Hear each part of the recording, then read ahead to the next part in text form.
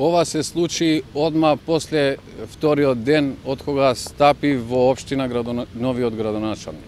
Најпрв од директорите ја бев разрешен, па слично како моето образложение беа разрешени сите директори на средните и на основните училишта.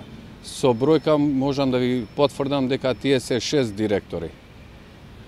Со образложение дека немаме остварено програма за работа на училиштето без да се утврди никаква фактичка состојба од страна на Државниот просветен инспекторат при МОН. Од нив мислам дека добиле откази само 20 директори, а другите директори остануваат на своите институции како професори. Ние се обративме до 5-6 надлежни институции на државата, како што се второстепената комисија на Државниот просветен инспекторат при МОН, до правообранителот, до второстепената комисија на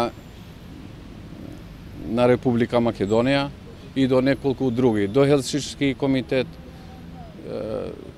и до други институции. До сега имаме добиено писмено дека состојбата се следи и дека ќе добиете писмено известување за нашите преземени активности.